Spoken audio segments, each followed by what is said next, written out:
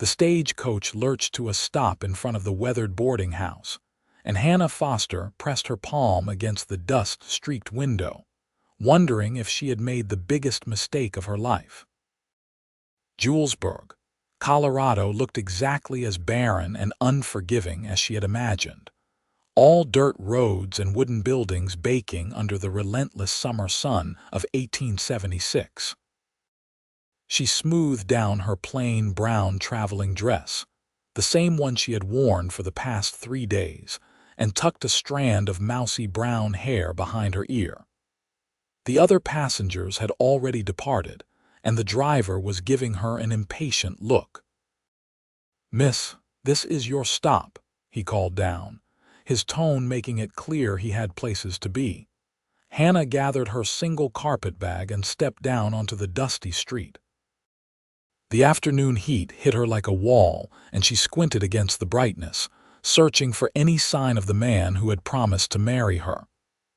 Patrick Nash had written 3 letters, each one more practical than the last. He needed a wife to help run his cattle ranch. She could cook and clean and had a strong back for work. They had agreed to terms like business partners rather than lovers, which had suited Hannah just fine. At 22 years old, she had no illusions about her appearance or her prospects. Plain, her mother had called her. Sturdy, said the aunts. Honest to a fault, everyone agreed. The boarding house door swung open and a tall man stepped out onto the porch. He wore dusty work clothes, a worn leather vest, and a hat that had seen better days. His face was weathered from years in the sun, with lines around his eyes that could have come from squinting or smiling, though he was not doing either at the moment. He looked to be somewhere in his late 20s, with dark hair that curled slightly at the nape of his neck. "Hannah Foster?" he asked, his voice deep and cautious. "Yes, Patrick Nash," he nodded once, descending the steps to take her bag. His eyes swept over her briefly, and Hannah steeled herself for the inevitable disappointment. She had been honest in her letters, describing herself as plain-featured with brown hair and brown eyes, average height, neither slender nor stout. She had not lied about anything, but words on paper were different from the reality of a flesh-and-blood woman who would share a man's home and life. "Welcome to Julesburg," Patrick said, his tone neutral. "I hope your journey was not too difficult." "It was long," Hannah replied, determined to start as she meant to continue with absolute honesty. "And uncomfortable. But I am here now, and I am ready to fulfill my obligations." Something flickered across Patrick's face, too quick for her to identify. He gestured toward a wagon hitched nearby. "The ranch is about an hour's ride. We can stop at the general store first if you need anything." "I have what I need," Hannah said, following him to the wagon. It was not entirely true. What she needed was courage, but that was not something the general store could provide. Patrick helped her onto the wagon seat with a firm, impersonal grip, then climbed up beside her. As they rolled out of town, Hannah studied the landscape. The land stretched endlessly in all directions, covered in pale grass that swayed in the hot breeze. Mountains rose in the distance, their peaks still touched with snow despite the summer heat. It was beautiful in a harsh, uncompromising way. "The ranch has been in my family for 8 years, Patrick said, breaking the silence. "My father started it, but he passed 2 winters ago. My mother went to live with my sister in Denver. It is just me now with 3 hired hands who help with the cattle." "I am sorry about your father," Hannah said. "Thank you." Patrick kept his eyes on the road ahead. "The house is not fancy, but it is solid. You will have your own room until the wedding. I figured we could get married in town this Saturday if that suits you. The circuit preacher will be through." "That is fine," Hannah agreed. Saturday was 4 days away. 4 days to prepare herself for marriage to this stranger. "What would you like me to do until then?" "Do?" Patrick glanced at her, seeming surprised by the question. "I came here to work," Hannah said plainly. I may as well start. What needs doing? For the first time, something that might have been a smile tugged at the corner of Patrick's mouth. The house could use a woman's touch, I suppose. The hands and I have been batching it for a while now. Cooking, cleaning, that sort of thing. But you just got here. You should rest. I have been sitting for 3 days, Hannah said. I would rather be useful.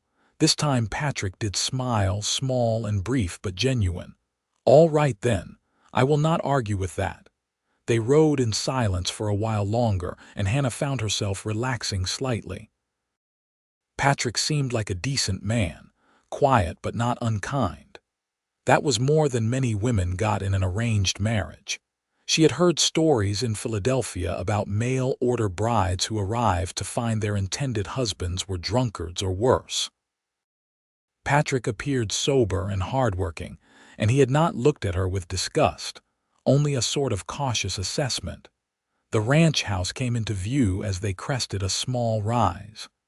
It was a sturdy wooden structure, single-story with a wide porch that wrapped around the front. Several outbuildings stood nearby, including a large barn and what looked like a bunkhouse. Cattle dotted the surrounding fields, and Hannah could see 3 men working near one of the far fences. It is a good-sized operation, she observed. We run about 200 head, Patrick said with evident pride. Nothing like the big outfits further south, but enough to make a living. We drive them to the railhead in Julesburg every fall. He pulled the wagon up in front of the house and helped Hannah down. Up close, she could see that the porch floor needed sweeping and the windows could use washing. The front door hung slightly crooked on its hinges. I will show you around, Patrick said, carrying her bag inside.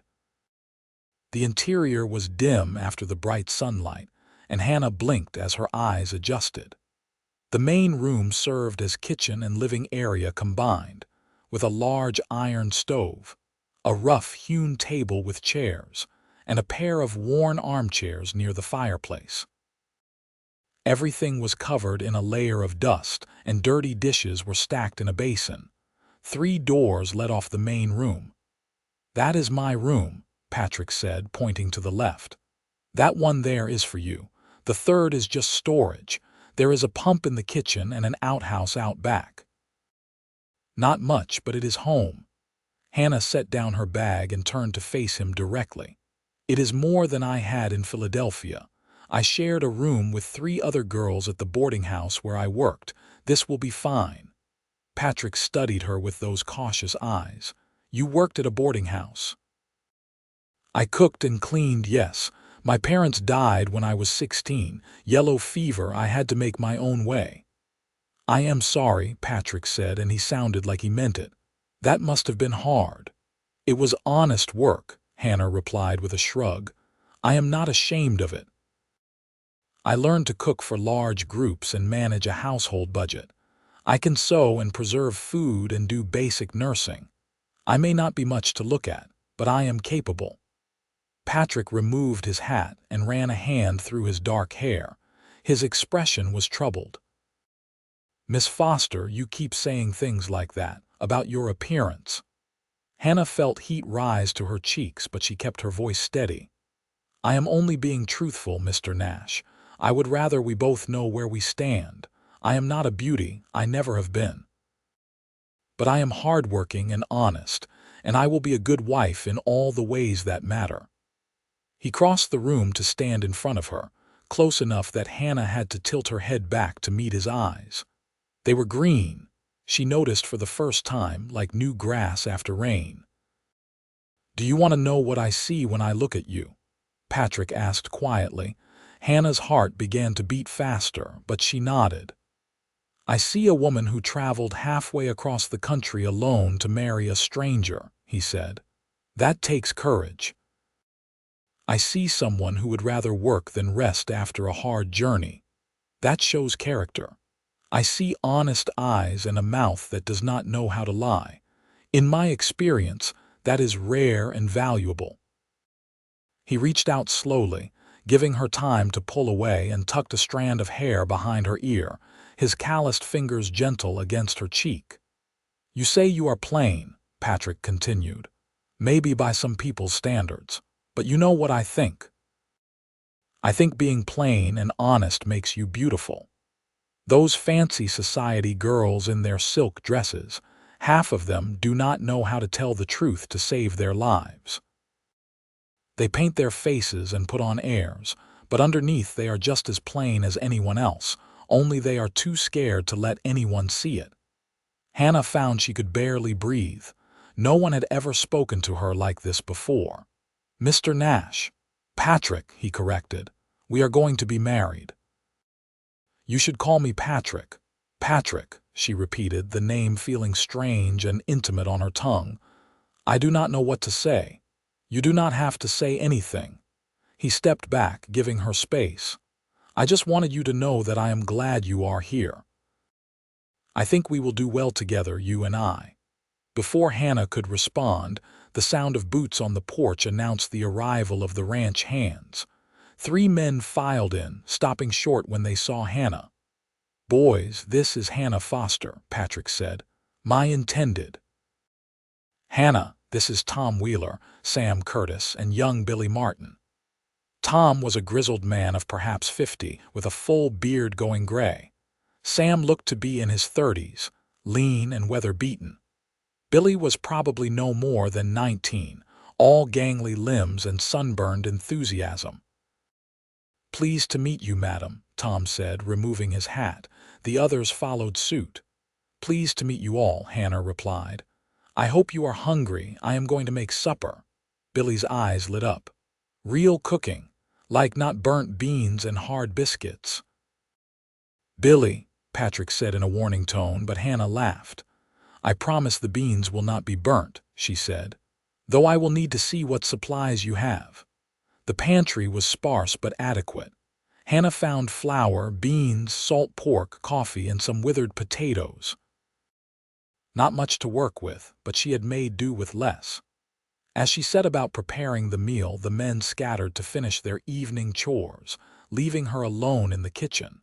The stove took some figuring out, but soon Hannah had a fire going and water heating.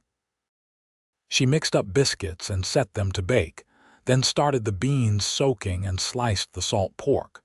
It felt good to work with her hands, to do something familiar and useful. The nervousness that had been coiled in her stomach since leaving Philadelphia began to ease. Through the window, she could see Patrick working with the horses in the corral, his movements confident and economical. He was a good-looking man, she thought, though not in the pretty boy way that some women seemed to prefer. There was strength in the way he moved, and kindness in the way he had spoken to her. She could do far worse for a husband. By the time the men came in for supper, the table was set and the food was ready. Hannah had found mismatched plates and utensils and done her best to make things presentable. The biscuits were golden brown, the beans savory with the salt pork, and she had made gravy to go with it all. The men ate in appreciative silence for the first few minutes, then Billy spoke up. "Miss Foster, this is the best meal I have had in months, maybe years." "Billy is right," Sam agreed. "You are a fine cook, madam." "Thank you," Hannah said, pleased. "Tomorrow I will make something better once I see what else you have." "We can go to town tomorrow," Patrick offered. "Stock up on supplies for the wedding and beyond." The wedding. The word hung in the air, and Hannah felt all 4 men looking at her. She kept her eyes on her plate. That would be helpful. After supper, the hands retreated to the bunkhouse, and Hannah insisted on cleaning up. Patrick helped despite her protests, drying dishes as she washed them. "You do not have to do this," Hannah said. "It is woman's work." "I have been doing it for the past 2 years," Patrick replied. "I reckon I can manage one more night. Besides, we should get used to working together." They worked in companionable silence, and Hannah found herself very aware of his presence beside her. He smelled of hay and horses and honest sweat, not unpleasant. When their hands brushed reaching for the same dish, She felt a small spark of something she could not quite name. "Tell me about Philadelphia," Patrick said. "I have never been east of Kansas City." So Hannah told him about the crowded streets and tall buildings, the markets and theaters, the constant noise and press of people. She told him about the boarding house where she had worked, the demanding landlady and the boarders who ranged from kind to cruel. She told him about saving every penny, dreaming of something different, and finally seeing the advertisement for mail-order brides in the newspaper. "Why did you decide to answer?" Patrick asked. Hannah considered the question carefully. "Because I wanted a home," she said finally. "Not just a place to sleep, but a real home, the kind where you belong, where your work matters to someone besides yourself. Does that make sense?" "It does," Patrick said softly. "That is why I sent for a bride. This ranch, it is a good place, but it is lonely. A house is not a home without someone to share it with." Their eyes met, and Hannah felt that spark again, stronger this time. Patrick must have felt it too, because he cleared his throat and stepped back. "You must be tired," he said. "I will let you get some rest. Your room should have everything you need, but if it does not, just let me know." "Thank you, Patrick. Good night, Hannah." She watched him retreat to his own room, then made her way to hers. It was small but clean, with a narrow bed, a washstand, and a chest of drawers. Someone, probably Patrick, had put a jar of wildflowers on the windowsill. The gesture touched her more than she wanted to admit. Hannah unpacked her few belongings, changed into her nightgown, and lay down on the bed. Through the thin walls, she could hear Patrick moving around in his room. In 4 days, she would be his wife. They would share a bed and a life. The thought was both frightening and exciting. She thought about what he had said earlier, about being plain and honest making her beautiful. No one had ever called her beautiful before, not even in jest. But Patrick had meant it, she could tell. He had looked at her like she was something valuable, something worth keeping. Hannah pulled the thin blanket up to her chin and closed her eyes. Maybe, just maybe, she had not made a mistake after all. The next morning, Hannah woke to the sound of roosters crowing and men's voices outside. She dressed quickly in her other work dress, a faded blue calico, and braided her hair. When she emerged from her room, Patrick was already at the stove, attempting to make coffee. "Let me," Hannah said, taking over. "You go do whatever you need to do, and I will have breakfast ready when you are done." Patrick looked relieved. "The chickens need feeding, and I should check on the cattle in the near pasture. I will be back in an hour or so." Hannah made coffee, strong and black the way working men seemed to like it, then fried eggs and the last of the salt pork. She made more biscuits and put together a simple berry jam from some preserves she found in the pantry. By the time Patrick returned with the hands, breakfast was on the table. "You are spoiling us, Miss Foster," Tom said, digging into his eggs. "Just doing what I came here to do," Hannah replied. After breakfast, Patrick hitched up the wagon again. Ready to go to town, the ride to Julesburg was pleasant in the morning cool. Patrick pointed out landmarks along the way, telling her about the ranch and the surrounding area. The South Platte River ran not far from the property, providing water for the cattle. The land was good for grazing, though the winters could be brutal. "You get much snow?" Hannah asked. "Enough," Patrick said. "Last winter we got snowed in for near 2 weeks. That is another reason I needed a wife. It is hard being alone in a house for days on end with nothing but your own thoughts." "I can imagine." Hannah paused, then asked the question that had been on her mind. "Why did you never marry before? Surely there are girls in Julesburg." Patrick was quiet for a moment. "There are," he admitted. "But most of them are looking for something I cannot give them. They want excitement, adventure, a husband who will take them away from here. I cannot do that. This ranch is my life. It is all I have and all I want.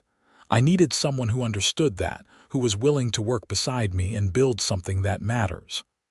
That is what I want too, Hannah said. I have never been one for excitement. I just want a good, steady life. Then I think we are well matched, Patrick said, and this time when he smiled at her, it reached his eyes. Julesburg was busier than it had been the day before.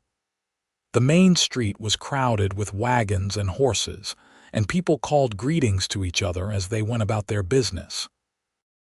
Patrick stopped the wagon in front of the general store, a large building with Morrison's Mercantile painted across the front. Inside, the store was crammed with everything from farming equipment to ladies' bonnets. A portly man with mutton chop whiskers greeted them from behind the counter. "Patrick Nash, good to see you, and this must be your intended." "Welcome, Miss Hannah Foster," she said, offering her hand. "Pleased to meet you, Mr. Morrison. Call me George. Everyone does." He beamed at them. "I heard you were getting hitched this Saturday." "The whole town is talking about it. We do not get much excitement around here." Patrick made a face. "I am sure they are." "Do not mind him," George said to Hannah. "He has always been a private sort. Now, what can I get for you folks today?" Hannah pulled out the list she had made. "I need flour, sugar, yeast, salt, lard, dried beans, rice, coffee, tea, canned tomatoes if you have them, and various spices. Also fabric for curtains and whatever else you think a household needs." George's eyebrows rose. "Setting up proper housekeeping, eh? I like it. Let me gather these things for you." While George bustled around filling their order, Patrick led Hannah to the fabric section. "Pick out whatever you want," he said. "We need curtains, and you will need a new dress for the wedding." Hannah looked at the bolts of fabric, her practical nature warring with a sudden desire for something pretty. Most of the cloth was serviceable calico and cotton, but one bolt caught her eye. It was a soft green color, like spring leaves, with tiny white flowers printed on it. "That is a nice color," Patrick said, following her gaze. "It would look good on you." "It is too fine for everyday wear," Hannah protested. "Good thing the wedding is not everyday then." Patrick pulled the bolt down and carried it to the counter. "We will take enough of this for a dress." Hannah wanted to argue, but the look on his face stopped her. He wanted to do this for her, she realized. It was important to him. "Thank you," she said quietly. They spent the next hour loading supplies into the wagon. George threw in some peppermint sticks for luck and wished them well. As they were preparing to leave, a woman's voice called out, "Patrick Nash, is that you?" Hannah turned to see a beautiful blonde woman hurrying toward them. She wore a fashionable dress of blue silk, and her hair was arranged in elaborate curls. Everything about her was delicate and pretty, from her rosebud mouth to her tiny waist. "Hello, Catherine," Patrick said, his tone polite but not warm. Catherine's blue eyes swept over Hannah with obvious assessment and dismissal. "So this is your mail-order bride. How quaint." Hannah felt her face heat, but she kept her expression neutral. "Hannah Foster, pleased to meet you. I am Catherine Whitmore. My father owns the bank." Catherine ignored Hannah's outstretched hand, keeping her attention on Patrick. "I heard you were getting married. I have to say I am surprised. I did not think you were the type to send away for a wife when there were perfectly good women right here in town." "The women in town were not interested in ranch life," Patrick said evenly. "Oh, I do not know about that." Catherine stepped closer to him, laying a hand on his arm. "Some of us might have been persuaded if we had been asked properly." Hannah watched this exchange with growing understanding. So this was the excitement the local girls wanted.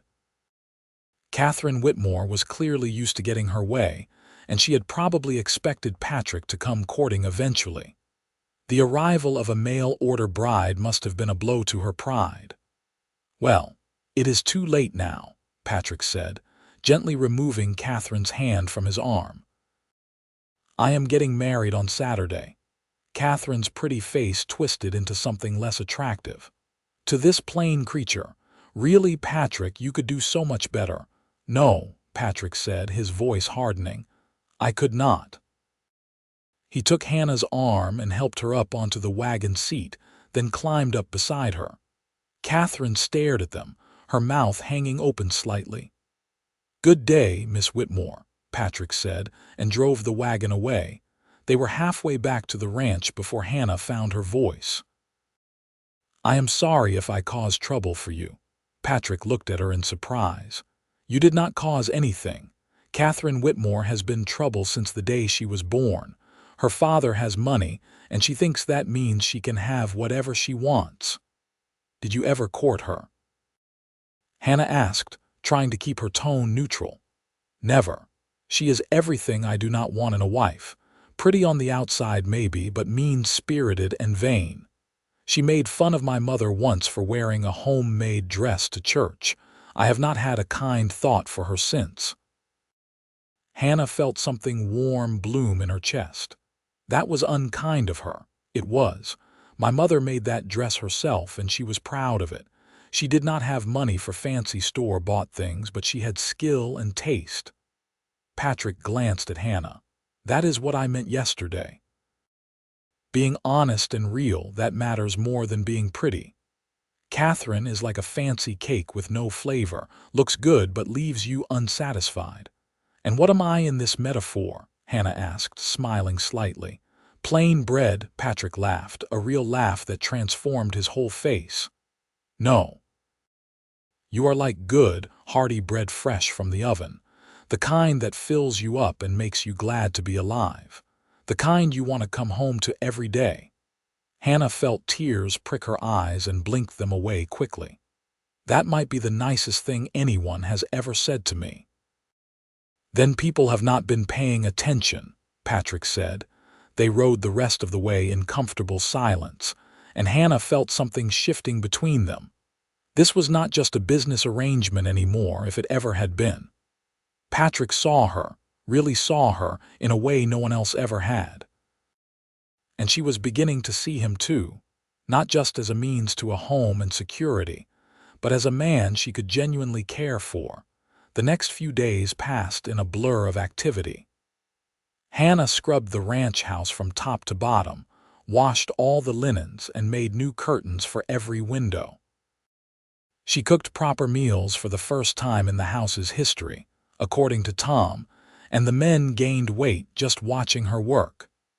Patrick repaired the crooked door, fixed a leak in the roof, and whitewashed the porch. In the evenings, after the hands had gone to the bunkhouse, Patrick and Hannah would sit on the porch and talk. He told her about growing up on the ranch, about his father's dreams and his mother's quiet strength. She told him about her childhood before the fever took her parents, about her father who had been a school teacher and her mother who sang while she worked. "You sing?" Patrick asked one evening. "Not well," Hannah admitted, "but I remember the songs. Will you sing one for me?" Hannah hesitated, then began to sing one of her mother's favorite hymns. Her voice was plain, like everything else about her, but it was true and clear in the gathering darkness. When she finished, Patrick was quiet for a long moment. "Your mother would be proud of you," he said finally. "Coming all this way, making a new life, that takes courage." "I think about them sometimes," Hannah said. "Wonder what they would think of all this, of me marrying a stranger and moving to Colorado." "I do not think I am a stranger anymore, am I?" Patrick asked. Hannah looked at him, at the strong lines of his face in the twilight, at the gentle expression in his green eyes. "No," she said softly, "not anymore." He reached across the space between their chairs and took her hand. His palm was calloused from work, his grip warm and steady. "I am glad you are here, Hannah. I know we have not known each other long, but I feel like I have been waiting for you without knowing it." Hannah squeezed his hand, unable to speak past the lump in her throat. They sat like that as the stars came out, hands clasped, comfortable in the silence. Friday evening, Hannah finished sewing her wedding dress. The green fabric had proven easy to work with, and she had styled it simply, with a fitted bodice and full skirt. It was the finest thing she had ever owned. She tried it on in her room, turning in front of the small mirror. A knock came at her door. "Hannah, can I come in?" "Just a moment." She opened the door to find Patrick standing there with a small wooden box. "I wanted to give you this before tomorrow," he said, holding out the box. Hannah took it and opened the lid. Inside, nestled on a piece of velvet, was a cameo brooch. It showed the profile of a woman's face, carved in pale stone against a darker background. "It was my grandmother's," Patrick explained. "My mother gave it to me before she left, said I should give it to my wife someday. I would be honored if you would wear it tomorrow." "Patrick, I cannot. It is too precious." "You are going to be my wife," he said simply. "That makes you family, and family shares what is precious." Hannah carefully pinned the brooch to her dress, her hands trembling slightly. "How does it look?" Patrick stepped back to look at her, and his breath caught. "Beautiful," he said. "You look beautiful." This time Hannah did not argue or deflect. She just smiled and said, "Thank you." Saturday morning dawned clear and bright. Hannah woke early, nerves fluttering in her stomach. Today she would become Mrs. Patrick Nash. Today her new life would truly begin. She dressed carefully in her green dress, pinning the cameo at her throat. She braided her hair and wound it into a simple crown around her head, tucking in the wildflowers that Patrick had left outside her door. When she looked in the mirror, she saw not a plain girl from Philadelphia, but a woman on the verge of something wonderful. The ride to town seemed to take no time at all. Patrick wore his best clothes, a clean white shirt and dark trousers, his hair still damp from washing. He kept stealing glances at her, and every time their eyes met, he smiled. The church in Julesburg was small but welcoming, with wooden pews and simple glass windows. The circuit preacher was an elderly man with kind eyes who greeted them warmly. Tom, Sam, and Billy had come as witnesses, scrubbed clean and looking uncomfortable in their Sunday clothes. George Morrison and his wife were there too, along with several townspeople Hannah did not know. Catherine Whitmore sat in the back row, her pretty face set in a scowl. Hannah ignored her. The ceremony was brief and simple. Hannah and Patrick stood before the preacher and spoke their vows in clear, steady voices. When Patrick slipped a simple gold band onto her finger, Hannah felt tears slip down her cheeks. "You may kiss your bride," the preacher said. Patrick cupped Hannah's face gently in his hands and kissed her. It was soft and sweet, a promise of things to come. When they broke apart, Hannah was smiling through her tears. "Mrs. Nash," Patrick said, testing out the name. "Mr. Nash," Hannah replied, and they both laughed. The townspeople threw rice as they left the church, and George Morrison insisted on hosting a small reception at his store. There was cake and lemonade, and people Hannah had never met came up to congratulate them and welcome her to Julesburg. Even Catherine Whitmore offered stiff congratulations before leaving early. Finally, as the sun began to sink toward the horizon, Patrick helped Hannah into the wagon. "Ready to go home, wife?" "Ready, husband," Hannah replied. The ranch looked different somehow when they arrived, more welcoming. Tom and the others had gone ahead and were nowhere to be seen, giving the newlyweds privacy. Patrick helped Hannah down from the wagon and, to her surprise, swept her up into his arms. "What are you doing?" she asked, laughing. "Carrying my bride across the threshold," Patrick said. "It is tradition." He carried her into the house and set her gently on her feet in the main room. The lamps were lit, casting a warm glow. Someone, probably Tom, had left a pot of coffee warming on the stove and a plate of biscuits covered with a cloth. "Are you hungry?" Patrick asked. "No." Hannah turned to face him, her heart pounding. "Patrick, I should tell you I do not know exactly." He kissed her gently, stopping her nervous words. "Neither have I," he admitted. We will figure it out together. That is what marriage is it not? Figuring things out together. Hannah relaxed slightly. Yes, I suppose it is. Patrick took her hand and led her to his room, their room now. He had made up the bed with fresh linens and more wildflowers sat on the nightstand. He lit the lamp, keeping the flame low, then turned to her. I want you to know something, he said seriously. I know we married for practical reasons, but somewhere along the way it became more than that for me. I have come to care for you, Hannah, truly care for you. I care for you too, Hannah whispered. More than I expected to. More than I thought possible in such a short time. Then we are very fortunate, Patrick said. He began to unbutton his shirt, his movements slow and deliberate, because I think we might just fall in love with each other, given time. Hannah unlaced her dress with trembling fingers. I think we might already be halfway there. Patrick helped her out of the green dress, hanging it carefully on a peg. Hannah stood in her chemise, feeling vulnerable and brave at the same time. Patrick pulled her into his arms, skin against skin, warmth against warmth. You are beautiful, he murmured against her hair. Plain and honest and absolutely beautiful. They came together gently, tenderly, learning each other's bodies in the lamplight. It was awkward at first, as new things always are, but there was laughter mixed with the nervousness and genuine affection in every touch. When it was over, they lay tangled together in the sheets, Patrick's arm around Hannah's shoulders, her head on his chest. Are you all right? Patrick asked softly. More than all right, Hannah said. Happy. Good. He kissed the top of her head.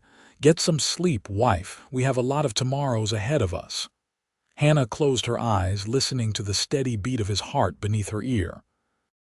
She had come to Colorado expecting a business arrangement, a marriage of convenience. Instead, she had found something rare and precious. She had found home. The weeks that followed were some of the happiest of Hannah's life.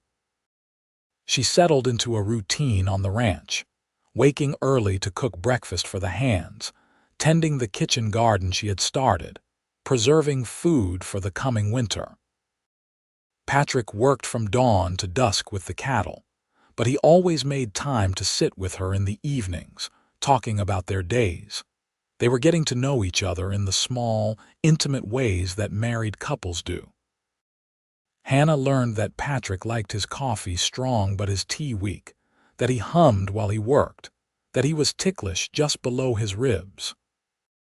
Patrick discovered that Hannah talked to herself while cooking, that she was terrified of spiders but fearless around the biggest bulls, that she cried at happy endings in the books he borrowed for her from town. They were falling in love slowly and surely, like a river carving its path through stone. One evening in late August, about 6 weeks after their wedding, Patrick came in from the range looking troubled. Hannah was making pie, her hands dusty with flour. What is wrong? She asked immediately. Patrick sat down heavily at the table. We might have trouble. Tom spotted some cattle with another ranch's brand mixed in with ours. Either someone made a mistake, or someone is trying to set us up to look like cattle thieves. Hannah wiped her hands on her apron and sat across from him. Who would do such a thing? I have a suspicion. Patrick's jaw tightened. Catherine Whitmore's father owns some ranch land north of here. He has been trying to buy my property for years, thinks he can turn it into a bigger operation. I have always refused. This might be his way of forcing my hand. What are you going to do? The honest thing, Patrick said firmly. I am going to ride over there tomorrow and return the cattle, explain what happened. If they are trying to trap me, being honest and upfront is the best defense. Hannah reached across the table and took his hand. Do you want me to come with you? Patrick looked surprised, then thoughtful. Actually, that might not be a bad idea. Another witness to the conversation, someone who can testify if needed, but it could be unpleasant, Hannah. Catherine and her father are not kind people. I can handle unkind, Hannah said. "I have dealt with worse than snobbish bankers." The next morning they rode out together toward the Whitmore property. Patrick had Tom and Sam drive the misbranded cattle ahead of them. The Whitmore ranch was larger and more ornate than the Nash place, with a sprawling house that looked like it belonged back east rather than in Colorado. Mr. Whitmore emerged from the house as they approached, Catherine at his side. He was a heavy-set man with cold eyes and an air of superiority. "Nash," he said by way of greeting, "to what do I owe this unexpected visit? We found some of your cattle mixed in with mine," Patrick said politely. "I am returning them." Whitmore's eyes narrowed. "My cattle were on your land. How did they get there?" "That is what I would like to know," Patrick said evenly. "My fences are all intact. The only way they could have gotten onto my property is if someone drove them there deliberately." "Are you accusing me of something?" Whitmore's voice rose dangerously. "I am simply stating facts," Patrick replied. "I found your cattle on my land. I am returning them. That is the end of it." "Unless you were planning to keep them," Catherine spoke up, her voice sweet as poisoned honey. "Unless you got caught before you could change the brands."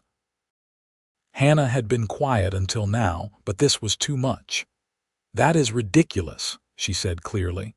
"Why would my husband steal cattle when he has a successful ranch of his own? The very fact that he is returning them proves his honesty." Catherine's face flushed. "No one asked you, mail-order bride." "That is Mrs. Nash to you," Hannah said coolly. "And I suggest you watch your tongue. Slander is a serious accusation." Whitmore held up a hand. "Let us not get carried away. I am sure this is all a simple misunderstanding. Thank you for returning my property, Nash. I appreciate your honesty." His tone suggested anything but appreciation, but Patrick simply nodded. "Glad we could clear this up. Come on, Hannah, we should get back." As they rode away, Hannah could feel the Whitmore's eyes boring into her back. "That was a trap," she said once they were out of earshot. "They wanted you to keep those cattle so they could accuse you of theft." "I know," Patrick said, "but there is nothing they can do now. We were honest and above board, and we have witnesses. They will have to try something else if they want to cause trouble."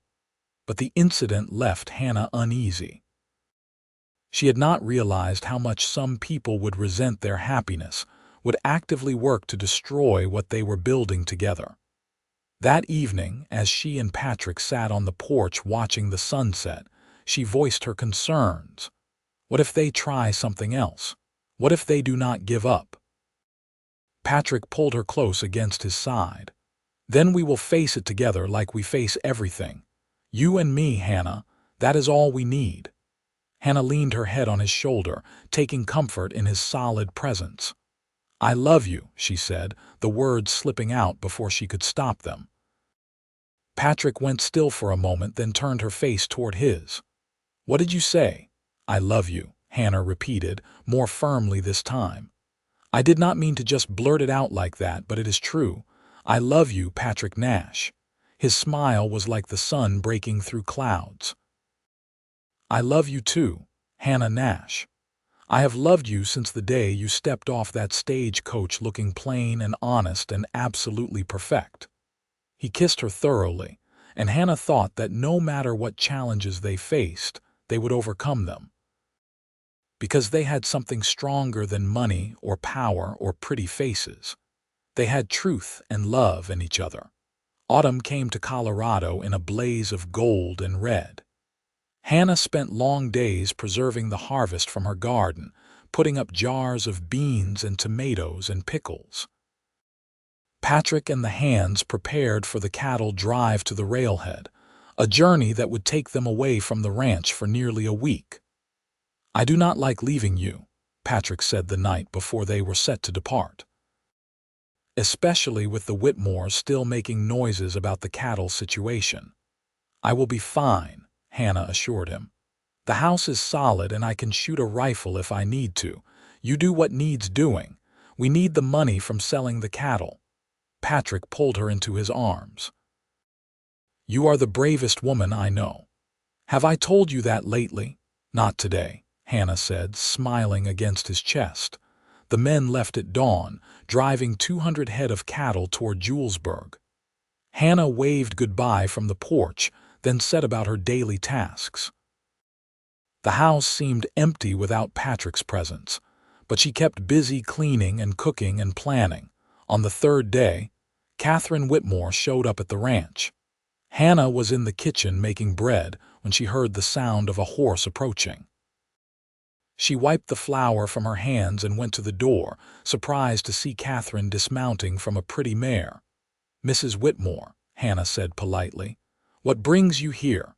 Catherine looked around with obvious disdain. "I came to talk to you, actually, woman to woman." Hannah stepped out onto the porch but did not invite Catherine inside. "About what?" "About Patrick." Catherine moved closer, her blue eyes hard. "You have to know this marriage is a sham. He only sent for you because I turned down his advances. You are a placeholder, nothing more." Hannah felt a flash of anger but kept her voice calm. "That is not true, and I think you know it. Patrick never made advances toward you because he never wanted you. I am sorry if that hurts your pride, but it is the truth." Catherine's pretty face twisted into something ugly. "You think you are so smart, do not you? So practical and honest, but you are just a plain nobody from Philadelphia who got lucky. Patrick will get tired of you eventually, and when he does, I will be waiting." "You will be waiting a long time then," Hannah said. "Because Patrick and I love each other. Real love, not the kind based on looks or money or social standing, the kind that lasts." "Love," Catherine spat the word like a curse. "What do you know about love? You are a mail-order bride bought and paid for like livestock." Hannah had heard enough. "I think you should leave now, Mrs. Whitmore. My husband will be home in a few days, and I do not think he would appreciate you being here." "Your husband," Catherine mocked. "For now, we will see how long that lasts once my father is done with him." The threat was clear, and Hannah felt a chill run down her spine. "What do you mean?" But Catherine was already mounting her horse. "You will find out soon enough. Enjoy your little ranch while you can, Mrs. Nash. It will not be yours for long." She rode off in a cloud of dust, leaving Hannah standing on the porch with a growing sense of dread. What was Whitmore planning? She wished Patrick were there so she could tell him about Catherine's visit, but he would not be back for several more days. Hannah tried to go about her work, but worry gnawed at her. That evening, unable to sleep, she sat at the kitchen table writing a letter to Patrick's mother in Denver. She had written several times over the summer, and Mrs. Nash had written back with warm, welcoming letters that made Hannah feel like part of the family. Now she poured out her concerns about the Whitmores and their threats. The next morning, a rider came from town with a telegram. Hannah's hands shook as she opened it. "Cattle sold. Stop. Good price. Stop. Home tomorrow. Stop. Love you. Stop. Patrick." Hannah clutched the telegram to her chest, relief washing over her. One more day and he would be home. Whatever the Whitmores were planning, they would face it together. But the Whitmores moved faster than she expected. That afternoon, the sheriff arrived at the ranch with 2 deputies and a very smug-looking Mr. Whitmore. Hannah met them on the porch, her heart sinking. "Mrs. Nash," the sheriff said, looking uncomfortable, "I am afraid I have some bad news. Mr. Whitmore has filed a claim against your property. Says your husband owes him money, and when he could not pay, he agreed to sell the ranch to settle the debt." "That is a lie," Hannah said flatly. "My husband owes no one any money, and he would never sell this ranch."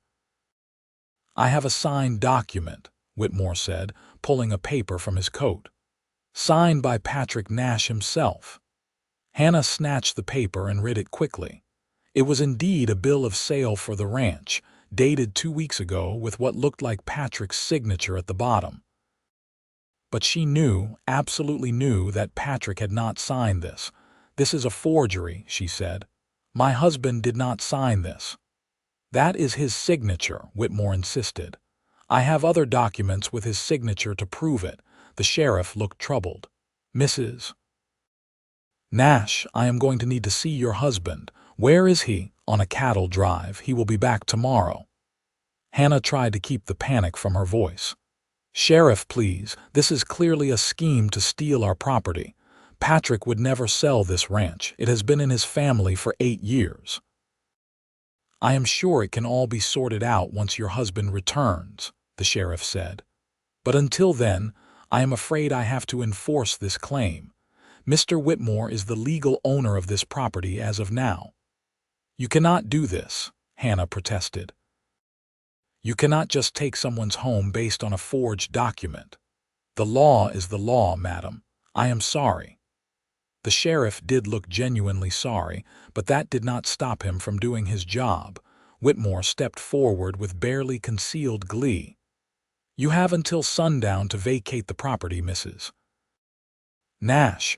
Take your personal belongings, but everything else stays. It is mine now. Hannah wanted to scream, to fight, but she knew it would do no good. I need time to pack, she said through gritted teeth. You have until sundown, Whitmore repeated. Hannah went inside and began gathering her things with shaking hands. Her clothes, the few books Patrick had bought her, her mother's Bible. She packed it all in her old carpet bag, the same one she had arrived with. Everything else, all the curtains she had sewn, the preserves she had put up, the life she had built, had to stay behind.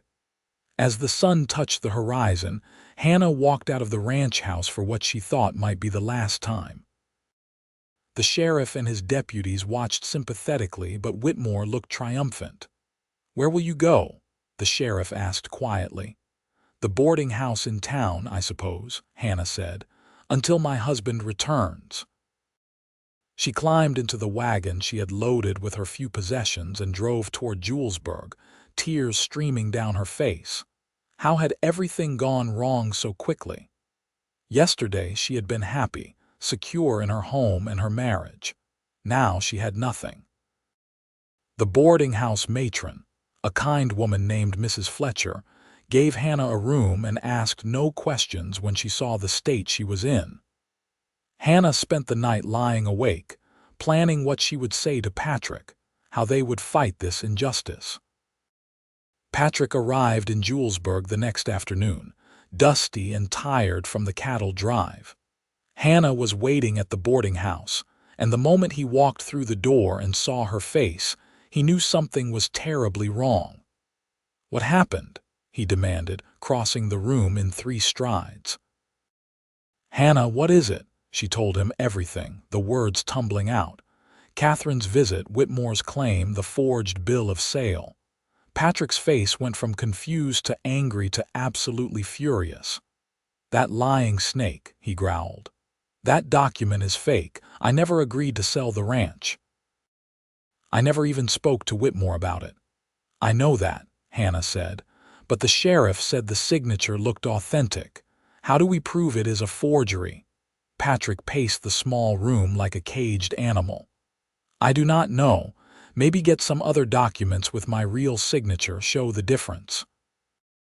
But even then, signatures can vary. It might not be enough. Hannah's mind raced. There had to be a way to prove the truth. Then an idea struck her. Patrick, when did Whitmore say the document was signed? 2 weeks ago, according to what you told me. And where were you 2 weeks ago? Patrick thought for a moment. Here at the ranch. Wait, no.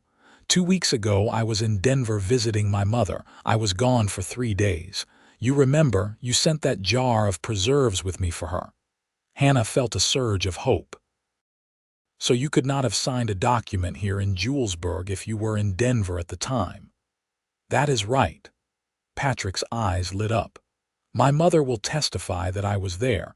We can prove I was not even in town when this supposed sale took place. They rode for Denver the next morning, pushing the horses hard. Mrs. Nash was a petite woman with silver-threaded dark hair and her son's kind eyes. She welcomed Hannah with a warm embrace and listened to their story with growing outrage. That dreadful man, she exclaimed. Of course Patrick was here. He arrived on the 15th and left on the 18th. I can swear to it before any judge or jury. Will you come back to Julesburg with us? Patrick asked. We need you to testify. I will do better than that, Mrs. Nash said firmly. I kept the calendar where I noted your visit. I also have a letter you wrote to me that was postmarked from Denver on the 16th. That should prove beyond doubt that you were here and not in Julesburg signing away your ranch. Armed with this evidence, they returned to Julesburg and went straight to the sheriff. Patrick laid out the proof on the lawman's desk, while Mrs. Nash explained the situation in her calm, authoritative voice. The sheriff examined the evidence carefully, then sent a deputy to fetch Whitmore.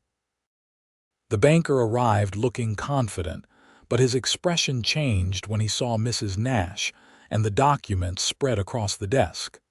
This does not prove anything, he blustered. Nash could have signed the document before he left for Denver. The document is dated the 16th, the sheriff said mildly. According to this postmark, Patrick Nash was in Denver on the 16th. He could not have been in two places at once. The date could be wrong, Whitmore tried. Mr. Whitmore, the sheriff said, his voice hardening. I am going to ask you one time. Did you forge Patrick Nash's signature on that bill of sale? Whitmore's face went red, then pale. That is, you cannot prove. I can prove that Patrick was not here to sign it, the sheriff said, which means someone else did. Forgery is a serious crime, Mr. Whitmore. So is attempted theft. Now, I am going to give you one chance to make this right. You tear up that fake bill of sale, you return the Nash Ranch to its rightful owner, and you promise never to try anything like this again. If you do, I will forget this ever happened. If you do not, I will arrest you right now. Whitmore looked around the office wildly as if searching for an escape, but there was none. His shoulders slumped in defeat. Fine, he muttered. The document is void, the ranch is theirs. I want that in writing, Patrick said coldly. Right now, in front of witnesses.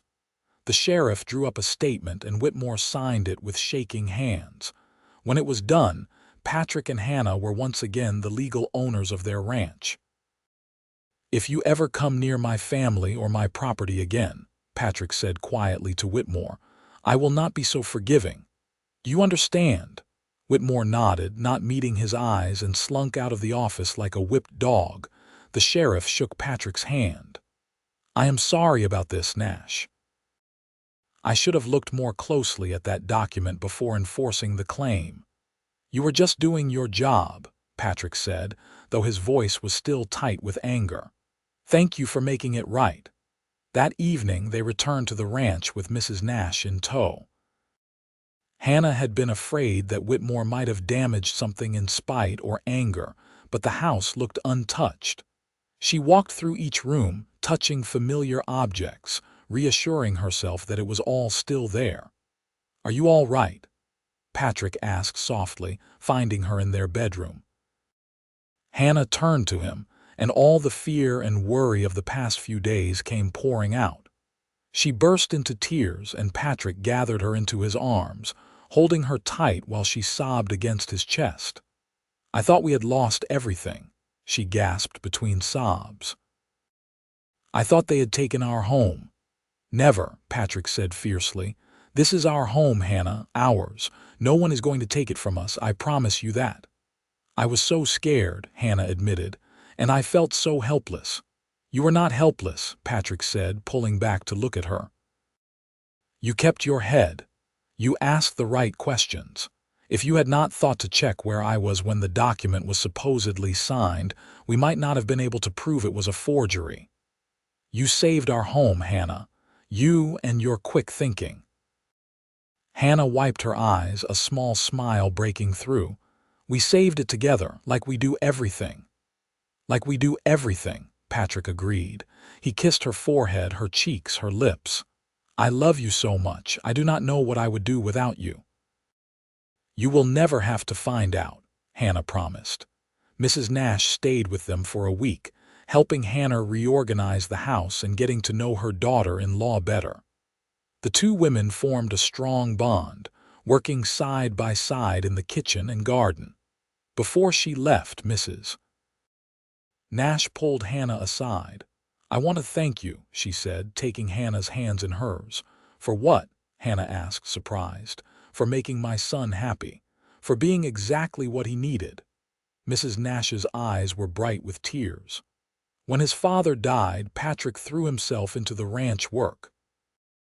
He stopped laughing, stopped dreaming. He was just going through the motions of life. But since you came, he is alive again. I can see it in his eyes, hear it in his voice. You brought him back. "He did the same for me," Hannah said quietly. "I was just surviving before I came here. Patrick taught me how to live." Mrs. Nash embraced her warmly. "You are my daughter now, as much as if I had given birth to you myself. Do not forget that." After Mrs. Nash returned to Denver, life at the ranch settled into a peaceful rhythm once more. The Whitmores left them alone, and gossip around town eventually found some other scandal to focus on. Hannah's garden thrived, and she became known throughout the area for her preserves and baked goods. Winter came hard and cold, just as Patrick had warned. Snow piled high around the ranch house, and for weeks they were snowed in, just the two of them and the hands in the bunkhouse. But Hannah did not mind. She and Patrick spent long evenings by the fire, reading aloud to each other, playing cards, making plans for the spring. One night in early February, as they lay tangled together in bed after making love, Patrick traced idle patterns on Hannah's shoulder. "What are you thinking about?" she asked sleepily. "How lucky I am," Patrick said. "How different my life would be if you had not answered my advertisement." Hannah smiled in the darkness. "Do you remember what you said to me that first day, about being plain and honest making me beautiful?" "I remember." "I did not believe you then," Hannah admitted. "I thought you were just being kind.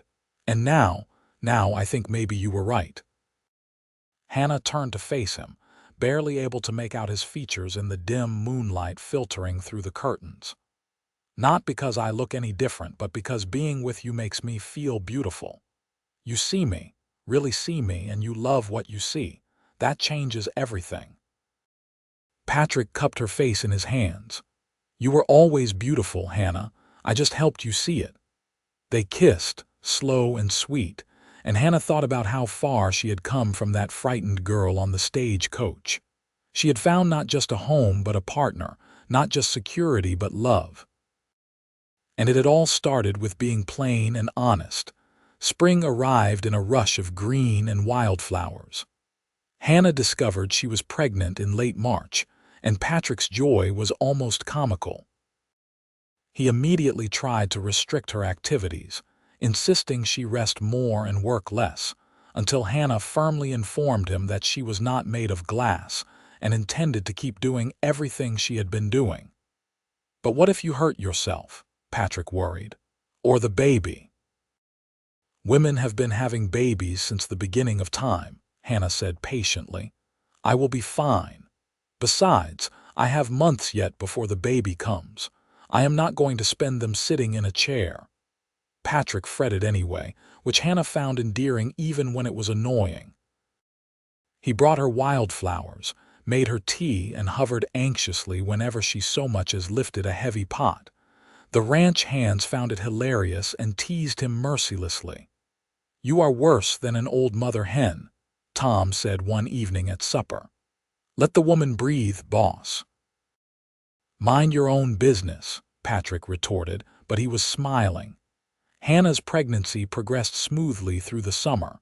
Her belly swelled and she had to let out her dresses, but she felt strong and healthy. Patrick's mother came to visit in September, planning to stay through the birth. "You need another woman here," she said firmly. "Men are useless in the birthing room." Hannah was grateful for her presence. As her time drew near, Mrs. Nash helped prepare the house and gathered supplies. When the pain started on a crisp October morning, it was Mrs. Nash, who sent Patrick out of the house with orders not to come back until he was called. "But Hannah," Patrick protested, his face pale with worry. "Your wife is strong," Mrs. Nash said. "She will be fine. Now go." The labor was long and hard, and there were moments when Hannah doubted she could do it. But Mrs. Nash stayed beside her, offering encouragement and practical help, and when the sun set that evening, Hannah brought a new life into the world. "A boy," Mrs. Nash announced, placing the squalling infant on Hannah's chest. "A strong, healthy boy." Hannah looked down at her son, this tiny person she and Patrick had created, and felt her heart expand with a love she had not known was possible. He had a cap of dark hair like his father and seemed to have a good set of lungs. "Can I bring Patrick in now?" Mrs. Nash asked, smiling. "Yes," Hannah said. "Let him meet his son." Patrick practically ran into the room, his eyes wild until they landed on Hannah and the baby. Then his whole face softened into wonder. Are you? He could not seem to form a complete sentence. "We are both fine," Hannah assured him. "Come meet your son." Patrick approached the bed like he was walking on holy ground. He reached out a tentative finger and the baby wrapped his tiny fist around it. Patrick made a sound that was half laugh, half sob. "He is perfect," he whispered. "Hannah, he is absolutely perfect." "What should we name him?" Hannah asked. They had discussed names throughout the pregnancy but had not settled on anything definite. Now, looking at their son, Patrick said, "How about James, after your father?" Hannah's eyes filled with tears. Really, James Nash, it is a good, strong name." "James," Hannah repeated, testing it out. "James Nash. Yes, I think that is exactly right." Patrick carefully sat on the edge of the bed, and Hannah shifted so he could hold his son.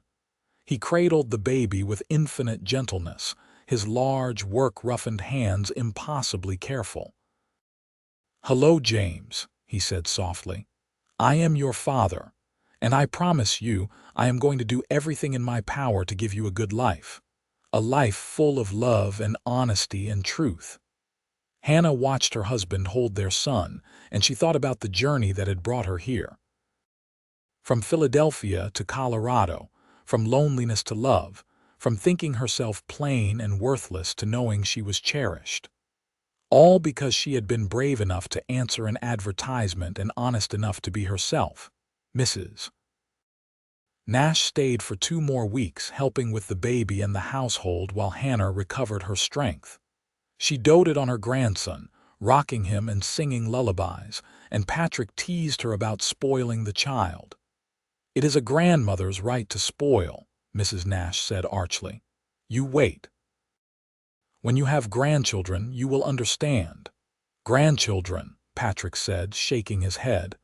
"I am still getting used to having a child." But he was a natural father, patient and gentle with baby James.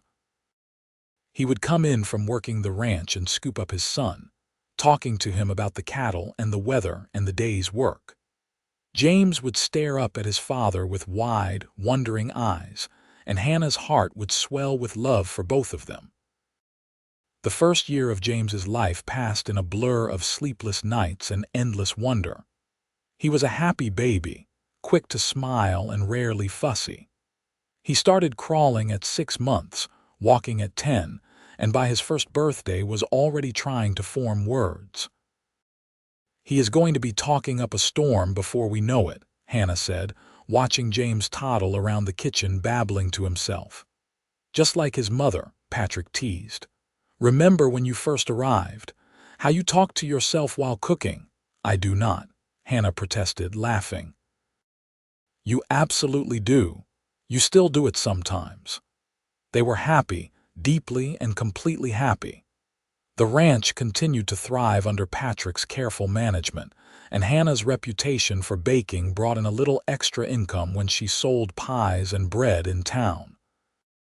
They were not rich, but they had enough, and more importantly, they had each other. When James was 2 years old, Hannah discovered she was pregnant again. This time, Patrick was better prepared. though no less anxious. He had learned that Hannah was capable and strong, but he still worried. "It is normal," Mrs. Nash assured him when she came to visit. "All good husbands worry about their wives." The second baby, a girl they named Rose Elizabeth, arrived in the spring of 1880. She had her mother's brown hair and her father's green eyes, and from the moment she was born, she had her big brother wrapped around her tiny finger. James, now a sturdy 3-year-old, was fascinated by his baby sister. He would bring her toys and pat her head with surprising gentleness for such a young child. "My baby," he would announce to anyone who would listen. "Yes, your baby sister," Hannah would agree, her heart full.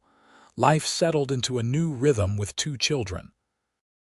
The house was noisier, messier, and more chaotic, but also more joyful. Patrick would come in from working to find James helping his mother cook while Rose napped nearby, and he would think about how this was everything he had ever wanted without knowing he wanted it. One evening, when Rose was about 6 months old and James was playing with his wooden horses on the floor, Patrick pulled Hannah out onto the porch. The sun was setting, painting the sky in shades of gold and pink. "I have something I want to say," Patrick began. Hannah felt a flutter of nervousness. "That sounds serious." "Not serious exactly, just important." Patrick took both her hands in his. "Do you remember what I said to you that first day about being plain and honest making you beautiful?" "I remember." "I have been thinking about that a lot lately, about how true it was then and how much truer it is now." Patrick's eyes were soft as he looked at her. "You are the most beautiful woman I have ever known, Hannah, not despite being plain and honest, but because of it. You do not hide who you are or pretend to be something you are not. You are real and true, and that is worth more than any pretty face or fancy dress." Hannah felt tears prick her eyes. "Patrick, let me finish," he said gently. "I just wanted you to know that loving you has been the greatest adventure of my life. Watching you become a mother, seeing you build this home with me, knowing that you chose me just like I chose you. I fall in love with you more every single day." "I love you too," Hannah whispered. "So much. Sometimes I still cannot believe this is my life. That I get to wake up next to you every morning, that we made those beautiful children together, that this is real." Patrick kissed her, soft and sweet. "It is real, all of it. And we are going to keep building this life together, one honest day at a time." They stood on the porch as the stars came out, wrapped in each other's arms, listening to the sounds of their children playing inside and the cattle lowing in the distance. It was a simple life, but it was theirs, built on truth and love and the courage to be exactly who they were. The years rolled by like the changing seasons. James grew tall and strong, showing early signs of his father's way with horses and cattle. Rose was bright and curious, always asking questions and getting into everything. In 1883, Hannah gave birth to twin boys, Matthew and Michael, who were identical except for a small birthmark on Michael's shoulder. The house was bursting at the seams with 4 children, and Patrick began planning an addition. He and the hands worked through the summer of 1884, adding 2 more bedrooms and expanding the kitchen. Hannah watched the house grow, making room for their growing family, and marveled at how far they had come. Tom retired that year, too old for the hard work of ranching. Patrick threw him a big party and made sure he had enough money to live comfortably in town. Sam took over as foreman, and they hired 2 new hands to help with the expanding operation. In the fall of 1885, tragedy struck when Mrs. Nash took ill in Denver. Hannah and Patrick made the journey with all 4 children, leaving the ranch in Sam's capable hands. They arrived in time to say goodbye, and Mrs. Nash passed peacefully with her family around her. "Take care of each other," she whispered to Hannah and Patrick with her last breath. "Keep loving each other the way you do. "We will, Mother," Patrick promised, his voice thick with tears. "We will." The loss hit them both hard, but they grieved together, supporting each other through the dark days. Hannah thought about how Mrs. Nash had welcomed her, a stranger, with open arms and made her feel like family from the very beginning. She vowed to do the same for her own children's future spouses, to create that same sense of belonging and acceptance. Life continued. The children grew and the ranch prospered. In 1887, when James was 10 and showing a real aptitude for ranch work, Patrick began teaching him seriously, showing him everything about running the operation.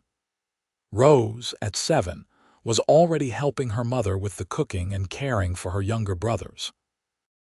The twins, now 4, were a whirlwind of energy and mischief. One summer evening, Patrick and Hannah managed to steal a rare moment alone. The children were all asleep, and they sat on the porch swing Patrick had built, moving gently back and forth in the warm night air. "Do you ever think about that first day?" Hannah asked. "When I arrived on the stage coach, all the time," Patrick admitted. "I was so nervous I had no idea what to expect." "I was terrified," Hannah said. "I thought you would take one look at me and be disappointed." "I took one look at you and knew my life was about to change," Patrick said. "I just did not know how much." Hannah leaned her head on his shoulder. "It has been a good life, has it not?" "The best life," Patrick agreed. "Better than I ever imagined, and you know what the foundation of it all is. That very first thing I said to you, about being plain and honest making you beautiful. That was the truest thing I have ever said, and it has only become more true over the years." "You taught me to see myself differently," Hannah said quietly. "Before you, I thought being plain was a flaw, something to apologize for. But you showed me that being genuine, being real, that is what matters. And that changed everything." Patrick turned her face toward his and kissed her. And it was just as sweet as the first kiss they had shared on their wedding day 11 years ago. Maybe sweeter because it carried the weight of all the years between, all the joys and sorrows and ordinary moments that had woven their lives together. "I would choose you again," Patrick said. "1,000 times over I would choose you." "And I would choose you," Hannah replied. Plain, honest, and absolutely certain. In 1889, Hannah's careful saving and her income from baking allowed them to send James to a good school in Denver. He boarded with a family friend and came home for holidays and summers. Rose began attending the schoolhouse in Julesburg, riding in with Patrick when he made supply runs. The twins were still too young for formal schooling, but Hannah taught them their letters and numbers at the kitchen table. The ranch continued to grow. Patrick was respected throughout the region as a fair, honest businessman, and other ranchers often came to him for advice. Hannah was known as much for her kindness as for her cooking, and there was always room at her table for anyone who needed a meal or a friendly ear. In 1890, on their 14th wedding anniversary, Patrick surprised Hannah with a trip to Denver, just the two of them. Sam and his wife agreed to watch the children, and for 3 whole days, Hannah and Patrick explored the city like young sweethearts. They visited the theater, ate at nice restaurants, and stayed in a hotel with real wallpaper and a private bathing room. It was lovely and exciting, but on the 3rd day, Hannah admitted she was ready to go home. "Is that terrible?" she asked. "We are having such a nice time." "Not terrible at all," Patrick said, pulling her close. "I feel the same way. The ranch is where we belong." They returned home to a chaotic welcome, with all 4 children talking over each other, trying to tell them everything that had happened while they were gone. That night, after the children were finally settled in bed, Patrick and Hannah sat at the kitchen table drinking tea. "This is what I wanted to show you in Denver," Patrick said. "By taking you away, I wanted to prove that coming home to our life here, that is the real gift. Not fancy hotels or theaters, but this, our children are home each other. I already knew that, Hannah said, smiling, but it was nice to be reminded, and it was lovely to have you all to myself for a few days. We should do it more often, Patrick suggested. Maybe every year. A few days just for us. I would like that, Hannah agreed. As the century drew to a close, the Nash Ranch was firmly established as one of the most successful operations in the region. James, now 18, had returned from school and was working full-time with his father. He had grown into a fine young man, honest and hardworking like Patrick, with his mother's practical wisdom. Rose, at 15, was already drawing the attention of young men in town, though she seemed more interested in her studies than in courting. She wanted to be a teacher, she had announced, and was planning to attend normal school in a few years. The twins, now 12, were as different as two identical boys could be. Matthew was studious and thoughtful, while Michael was adventurous and daring.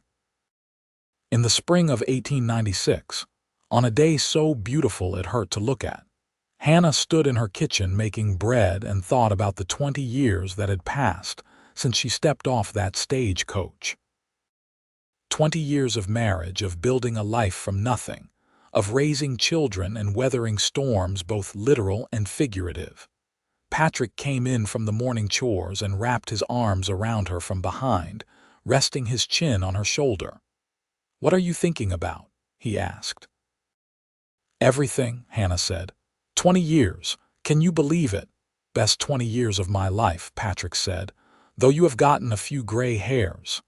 Hannah laughed and elbowed him gently. "So have you, and your knees creak when you get up in the morning." "That is just the sound of wisdom accumulating," Patrick said solemnly, then grinned. "We are getting older, Hannah Nash." "We are," she agreed, "but we are getting older together. That makes it all right."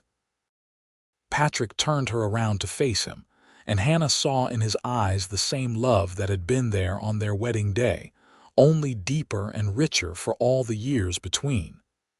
"Do you remember what I told you that first day? That being plain and honest made me beautiful," Hannah said. "I remember." "Do you believe it now?" Hannah thought about the life they had built, the children they had raised, the love they had nurtured. She thought about how she had arrived in Colorado feeling like she had nothing to offer except hard work and truth, and how Patrick had shown her that those things were everything. "Yes," she said, "I believe it, because you taught me that beauty is not about what you look like on the outside.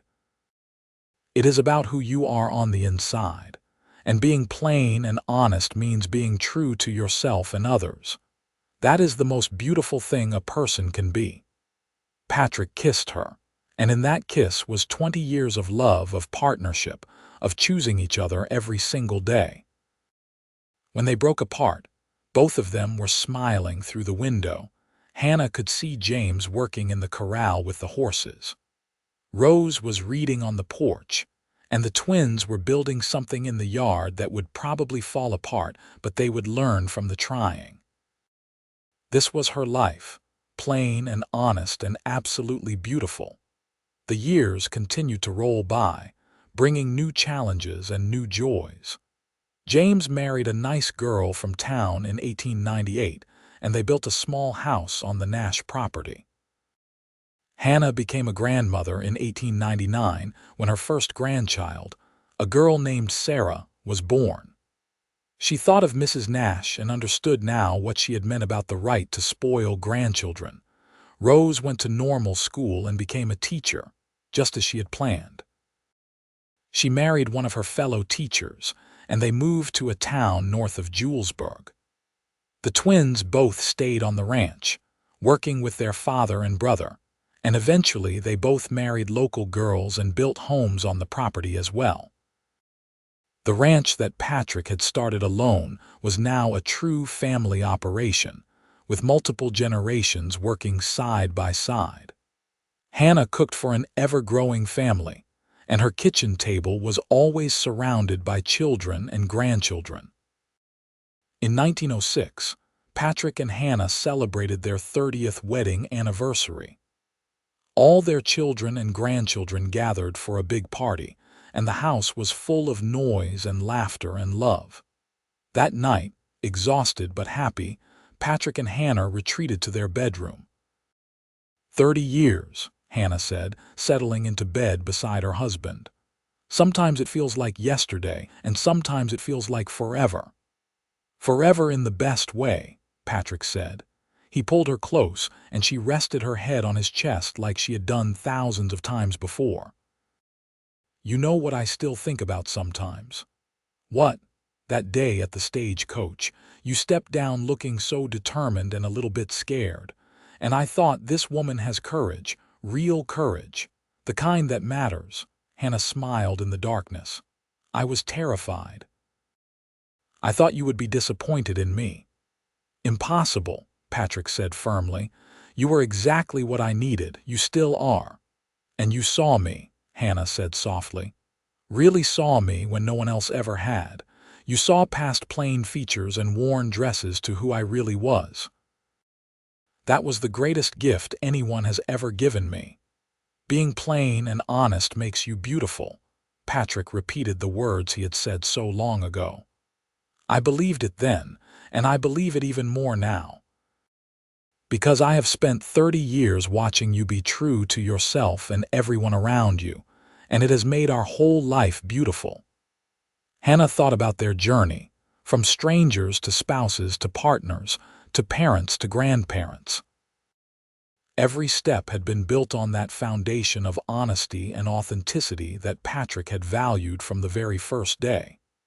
They had never pretended to be anything they were not, never tried to impress anyone or put on airs.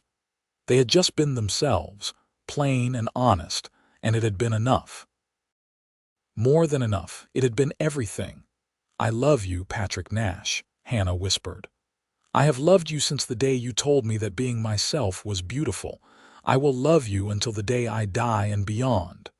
And I love you, Hannah Nash, Patrick replied.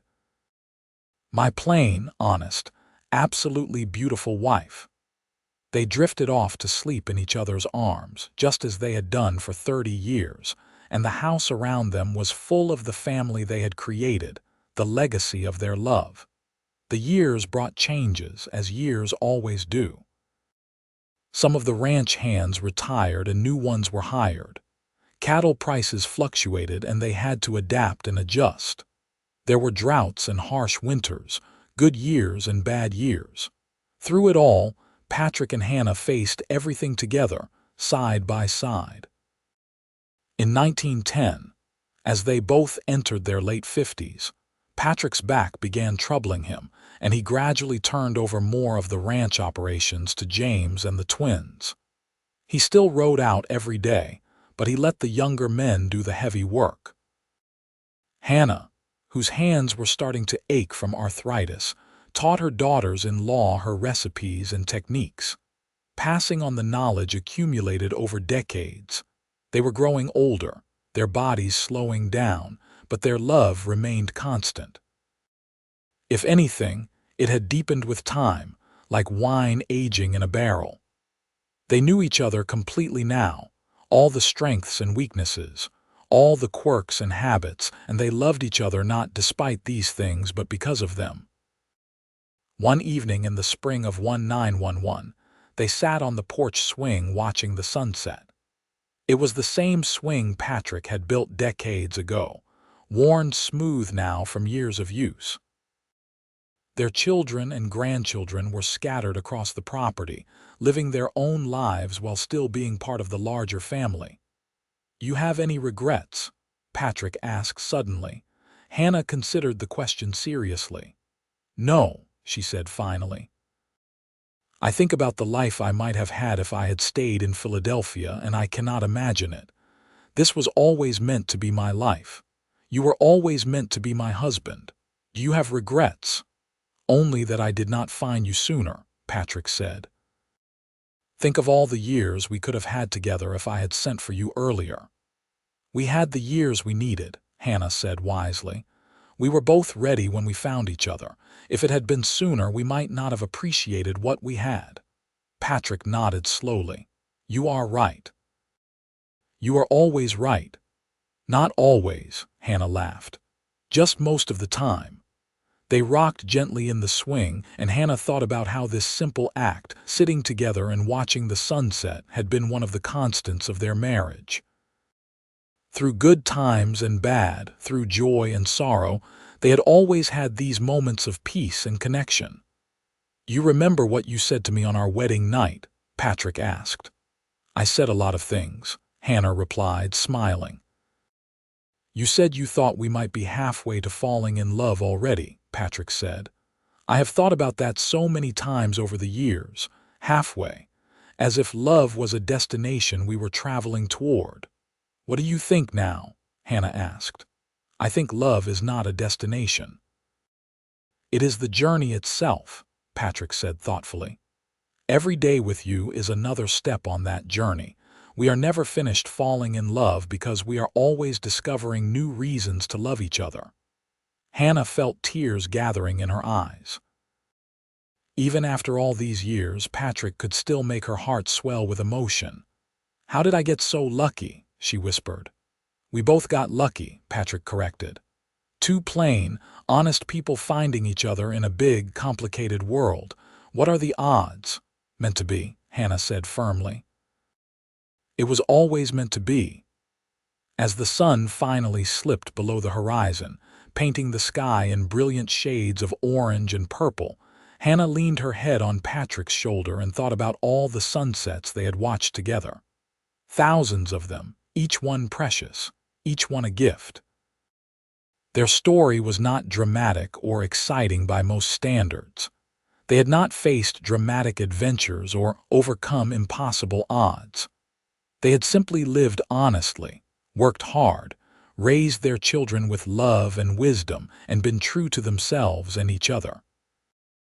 But in its simplicity and honesty, their love story was beautiful. Perhaps more beautiful than any grand romance, because it was real and lasting and built on a foundation of truth. The mail-order bride had been plain and honest, and the cowboy had said that made her beautiful. And in saying so, he had given her the greatest gift imaginable, the gift of being seen and valued for exactly who she was.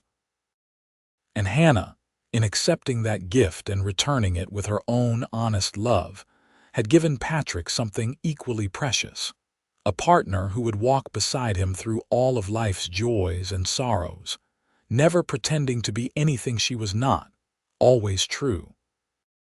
Together, they had built a beautiful life, not because of what they looked like or what they had, but because of who they were and how they loved.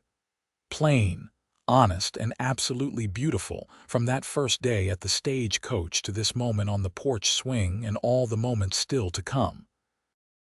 In the gathering darkness, with stars beginning to appear overhead and the sounds of their family all around them, Patrick and Hannah sat together, hands clasped, hearts full, and knew that they had found exactly what they were meant to find: each other.